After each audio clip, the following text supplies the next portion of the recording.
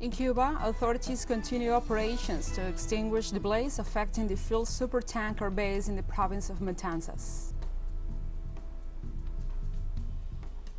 Venezuelan President Nicolás Maduro Moros announced a campaign for the recovery of the country's assets abroad. Zaporizhzhia Oblast authorities announced the signing of a decree holding a referendum on joining the Russian Federation.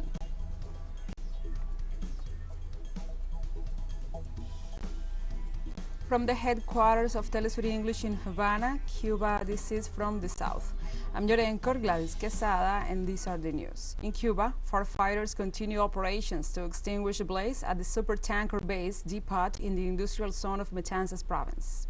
Fire department authorities reported that 4 fuel tanks are now compromised due to the high temperatures of the flames. In this sense, they assure that the personnel is doing everything possible to prevent the fire from spreading to other nearby tanks. Fire crews also indicated that they are working on new foam cooling strategies to avoid a chain reaction again. Helicopters of the Revolutionary Armed Forces keep pouring water from the nearby bay of Matanzas.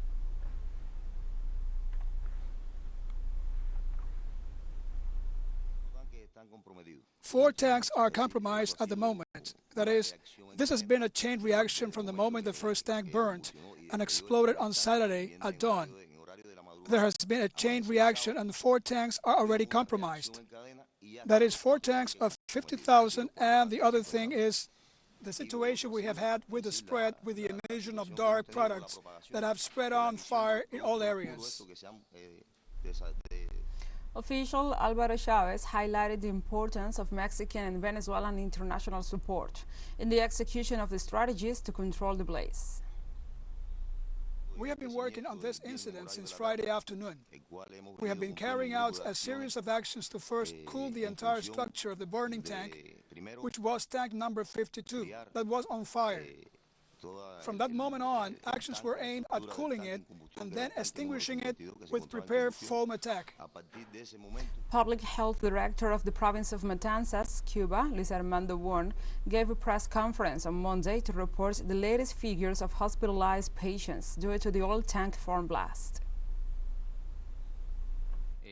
Up to 7 p.m. last night, 125 people had been treated, of which 118 are male and 7 female. 103 were discharged from the hospital, and this afternoon 2 more medical discharges were given. In total, 96 are males and 6 females. There's still 1 death, the one we reported in the past days, a 60-year-old patient from the province of Cienfuegos. We keep 22 patients hospitalized, and 5 patients have been discharged during the day, between the morning and the afternoon. Of the 22 patients discharged, 21 are male and 1 female. We keep in the report 5 critical patients, 2 in serious condition, and 15 care patients.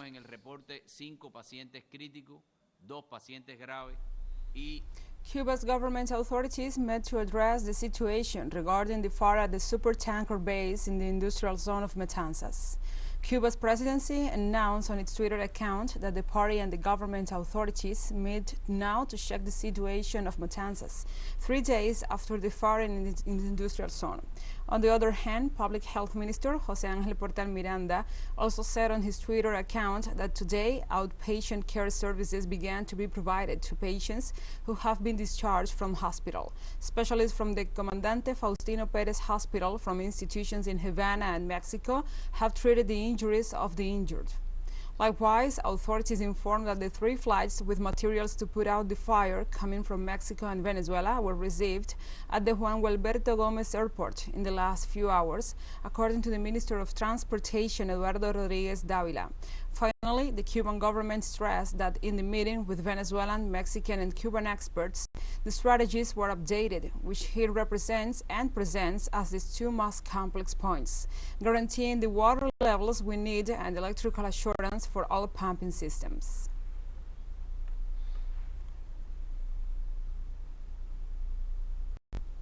Member states of the Bolivarian Alliance for the Peoples of Our America People's Trade Treaty condemned the illegal request of the U.S. Justice Department to seize a Boeing 747 aircraft owned by Venezuela. Alba TCP Executive Secretary Sasha Laurenti posted on Twitter an official statement from the Bolivarian Alliance, also saying that the illegitimate and illegal ZSUR order is a result of the unilateral coercive measures imposed by the U.S. government. Coercive measures that threaten the sovereignty of Venezuela and violate the fundamental principles of the United Nations Charter. The Alliance condemns the continuation of unilateral coercive measures against the people and government of Venezuela and calls on the international community to demand their immediate lifting.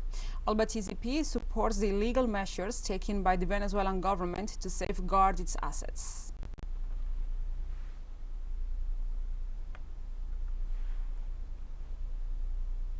Haiti's Prime Minister Ariel Henry lost support from part of the democratic and popular sectors that led the massive mobilizations of 2019 and 2020. After an emergency assembly, several members of the coalition decided to withdraw from the September 11th agreement promoted by the Haitian Prime Minister and the Dialogue Commission to start negotiations with the opposition parties. Amid demonstrations called by after the resolution was announced, members of the coalition warned Ariel Henry that he was 100 days to establish security and re-establish the security in the country and alleviate the humanitarian crisis that affects the Caribbean country. Although the decision to withdraw was taken without the presence of the coalition's main representatives, the agreement is terminated.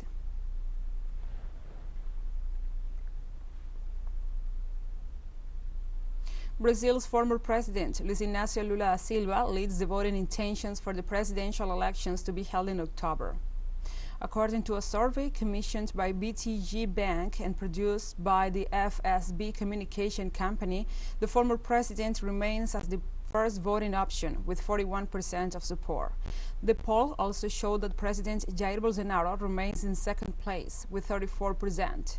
The poll also revealed that the distance between the two candidates narrowed by at least 6 percentage points. Since last July's survey, Lula da Silva had 44% support, while the current head of state has polled with 31%.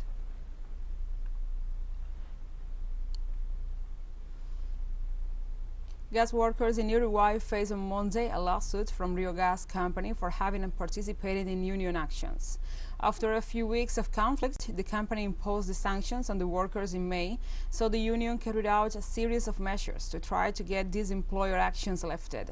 75 gas unions workers were summoned to court to testify this month, a fact that was described as a new case of union persecution.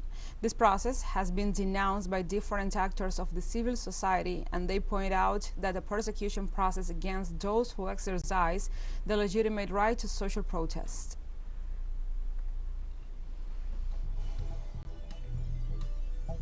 We'll take a short break now. Join us again after this.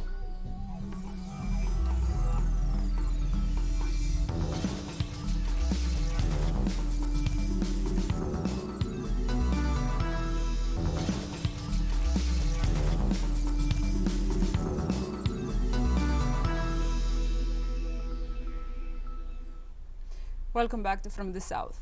The president of Venezuela, Nicolás Maduro Moros, called on Monday for the implementation of a campaign against sanctions and the persecution of Venezuela aimed at recovering the assets and the goods of the state retained abroad. During a working day dedicated to the balance of the Congress of the New Era, the head of state denounced that the Venezuelan gold retained by London in a court decision and the Conviasa plane retained for 2 months in Buenos Aires, Argentina, are being stolen. President Maduro regrets that the sovereignty of countries and the international law are not respected in view of what he described as a blatant theft of the resources and the goods of the Venezuelan people.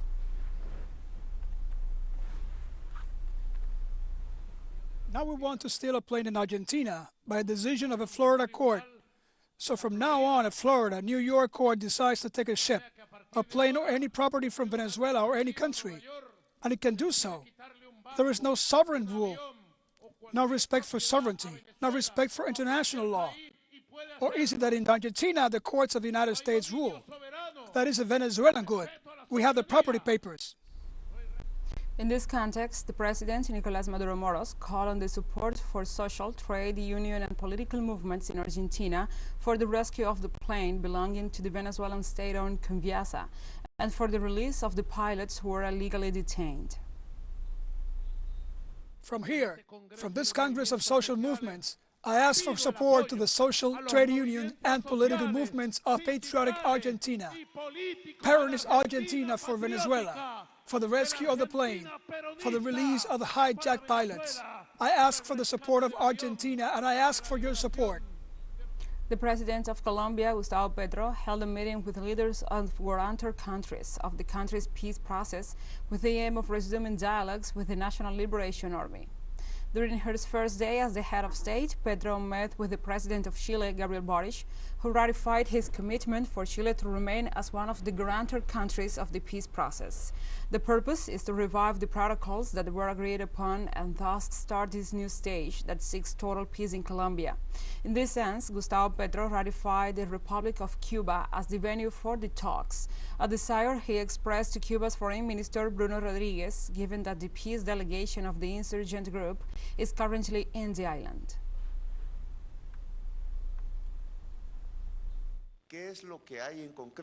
In concrete terms, what we have is a desire to continue the processes initiated during the Santos government and enrich them.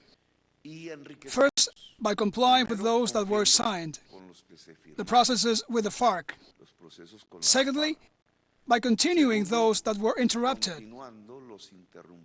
One with the ELN very early on, which did not even manage to sit down in a legal negotiation. Mexican President Andrés Manuel López Obrador said that for the moment he will not meet with the new President of Colombia, Gustavo Petro. However, he expressed his good wishes and assured that Petro's victory means a historical change in the nation.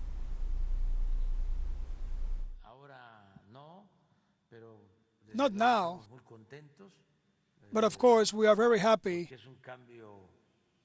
because it is a historical change in Colombia. I have already spoken on another occasion with what conservatism has meant in Colombia. Very strong, very hard. And historically,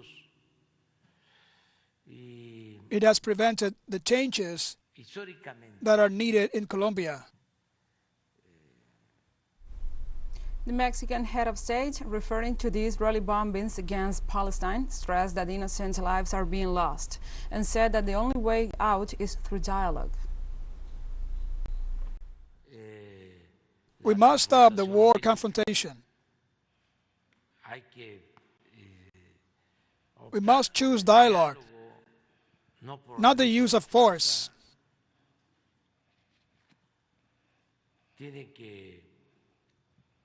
We must avoid confrontation.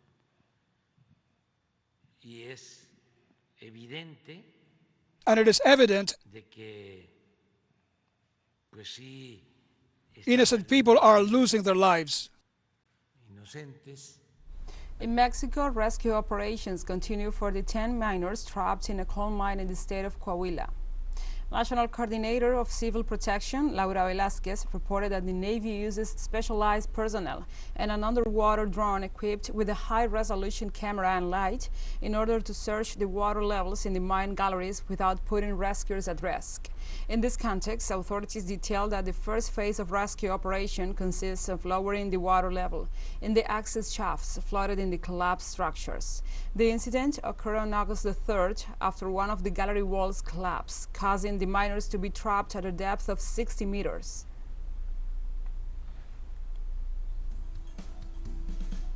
And we have more news coming up after a final short break, so stay with us.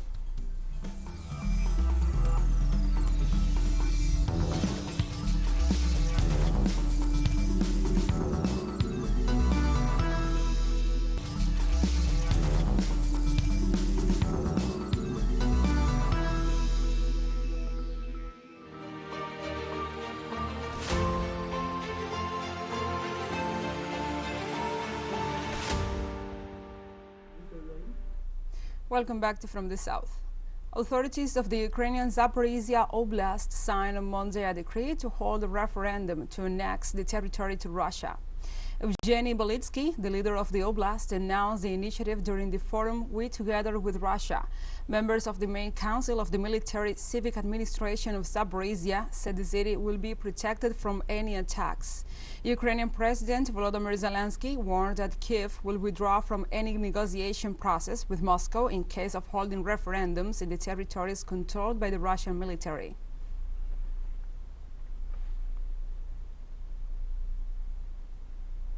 Russian Defense Ministry officials revealed that terrorist groups are preparing new provocations, faking aerial bombings against civilians to blame the Syrian and the Russian armies in the Idlib province. The Russian Coordination Center denounced that members of the so-called White Helmets terrorist organization in cooperation with the Al-Nusra Front terrorist group are preparing the scenes of a town in Katan.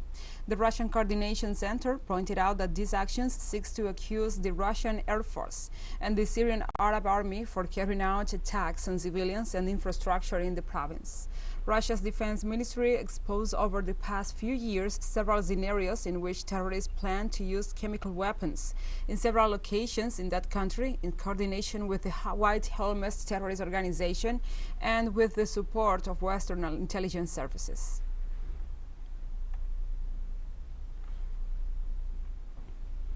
The government of Iran calls for seriousness in the Vienna talks in order to reach an agreement for the reactivation of the nuclear deal. Foreign Minister Hossein Amir-Abdollahian stressed that the Iranian negotiations and delegation had been serious and determined to reach an agreement to remove the sanctions against Iran and revitalize the nuclear deal. Abdollahian indicated that any final agreement must comply with the rights and the interests of the Persian nation. The official has also expressed his hope that the path to a concrete deal will be through realism and avoiding the adoption of unconstructive positions, especially on the part of the United States government.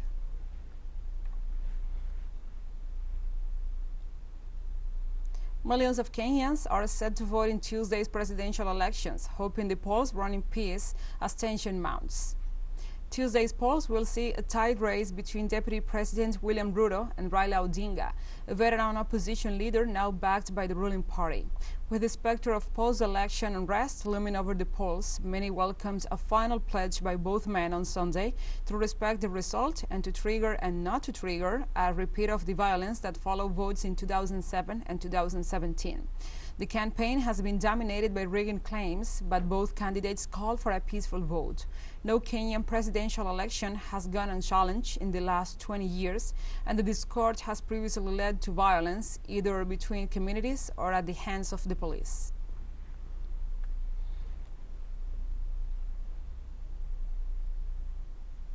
Mongolian President Ugna Kurelshkuk on Monday reaffirmed his country's commitment to the One China principle during his meeting with the visiting Chinese State Councilor and Foreign Minister Wang Yi in Ulaanbaatar.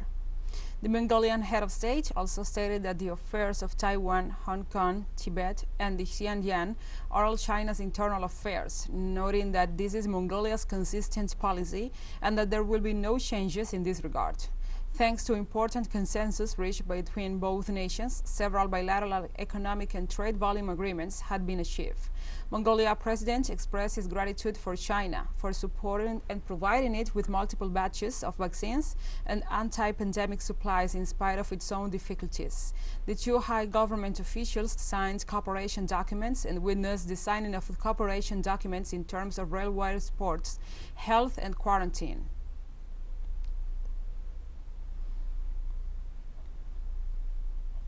TeleSUR English continues to grow. Its signal now reaches Europe. You can order it from your cable dealer or tune it yourself. These parameters that you see on the screen are in place since July 1st. Quite soon, further changes will be implemented for the signals in the Middle East and Africa. Now, more than ever, the world connects to us and our stories are heard in other farther away nations. This news multi-platform will continue providing truthful content to oppose the hegemonic media's narrative and our faithfulness to our audience. So we have come to the end of this news brief. But remember, you can find this and many other stories on our website at telesurenglish.net. And also, if you feel so inclined, please join us on social media for all the latest news. We are on Facebook, Twitter, Instagram, and Telegram. For TeleSUR English, I'm Gladys Quesada. Thank you for watching.